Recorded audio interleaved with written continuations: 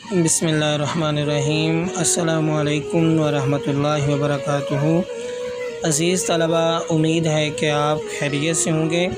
آج ہم سبق نمبر 14 پڑھنے جا رہے ہیں، مرکبات حرف تا، یعنی حرف تا سے جو حروف بنتے ہیں یا حرف تا کا دوسرے حروف کے ساتھ جوڑ کیسے کرنا ہے وہ آج ہم سیکھیں گے۔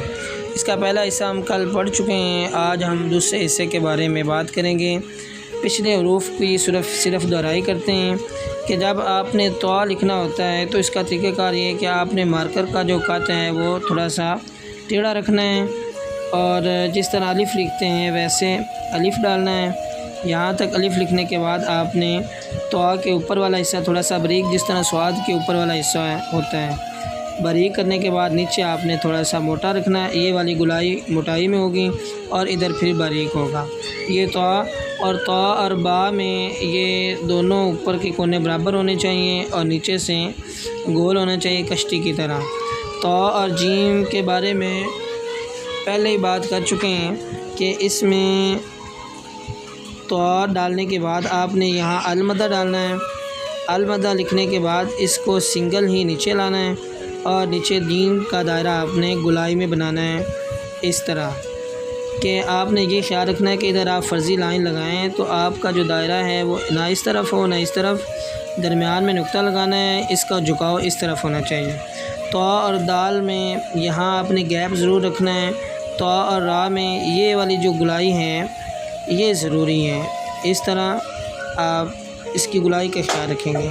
طا اور سین میں یہ دندانے آپ نے تھوڑے سے واضح کرنے ہیں اور نیچے سے برابر ہونا چاہیے، اور طا اور صاد میں یہ سنگل ہوگا اور یہاں آپ نے گولائی میں موٹا مارکر استعمال کرنا ہے۔ دائرے کے بارے میں بتا چکا ہوں کہ آپ کا جو دائرہ ہے یہ یہاں رکنا چاہیے اور دوسرا یہاں سے آنا چاہیے۔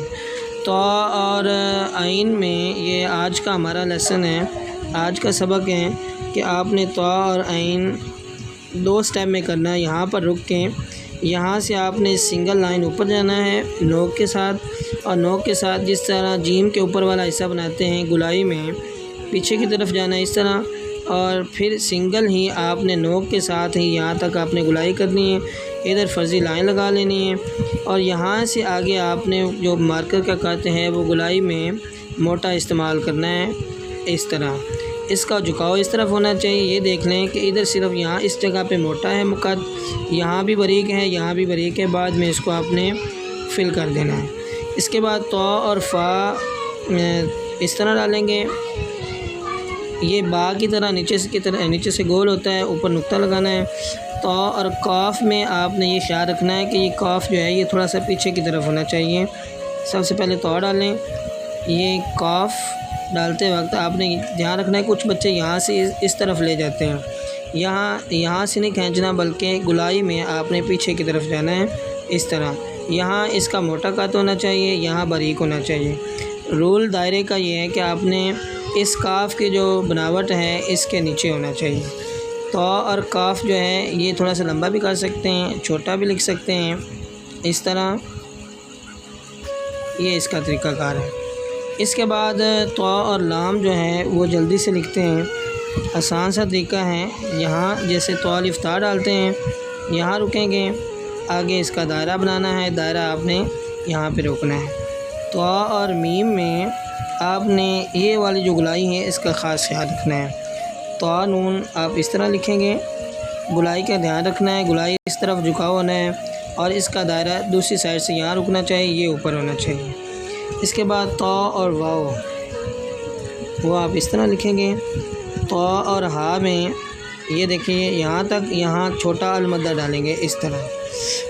سیکنڈ لاسٹ لفظ ہمارا ہے طا اور یا کا جوڑ، یہاں تک، یہاں آپ نے گولائی کرنی ہے یا کی، یہاں موٹا مارکر اور ادھر پھر سنگل، اور نیچے جس طرح لام کا دائرہ یا سین کا دائرہ ہوتا ہے وہ آپ نے لگانا ہے۔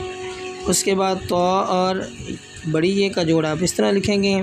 آج کا ہمارا جو شعر ہے وہ علامہ اقبال کا ہی ہے اور بڑا خوبصورت شعر ہے۔ اس شعر کو آپ نے یاد بھی کرنا ہے اور اس کی ریکارڈنگ کر کے آپ نے مجھے بھیجنی بھی ہے۔ شعر سنیے۔ قوت عشق سے ہر پست کو بالا کر دے، قوت عشق سے ہر پست کو بالا کر دیں، دہر میں اسم محمد سے اجالا کر دیں، دہر میں اسم محمد سے اجالا کر دیں۔ پست کہتے ہیں نیچے کو اور بالا کہتے ہیں اوپر کو، یعنی عشق کی قوت سے جو چیز نیچے ہیں، جو پستیاں ہیں، ان کو بلندیوں میں چینج کر دیں، دہر میں اسم محمد سے اجالا کر دیں۔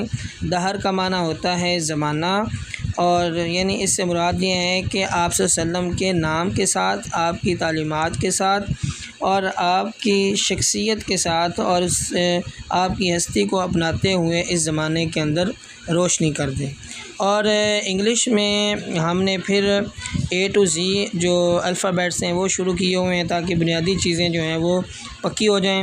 ایک دو لفظ لکھ کے بتاتا ہوں، باقی آپ نے خود ہی پریکٹس کرنی ہے۔ مارکر ہمیشہ الٹی استعمال کرنی ہے، نیچے سے اوپر جائیں گے تو سنگل، اوپر سے نیچے آئیں گے تو موٹا مارکر استعمال کرنا ہے۔ اس طرح B اوپر سے شروع کریں گے، اس طرح لکھیں گے، C تیزی کے ساتھ اس طرح، یہاں موٹا مارکر استعمال کرنا ہے، D اوپر سے شروع کریں گے، اور باقی الفاظ آپ نے پہلے بھی ان کی پریکٹس کی ہوئی ہے۔ جتنی آپ پریکٹس کریں گے اتنی جلدی ہی آپ کو رائٹنگ کی سمجھ آئے گی اور آپ کی رائٹنگ اچھی ہو جائے گی۔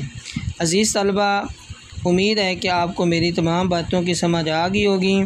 آپ نے یہ سارا لیسن خوش خط پین اور مارکر کے ساتھ مجھے لکھ کے سینڈ کرنا ہے۔ اللہ تعالی ہم سب کا حامی و ناصر ہو۔ شکریہ۔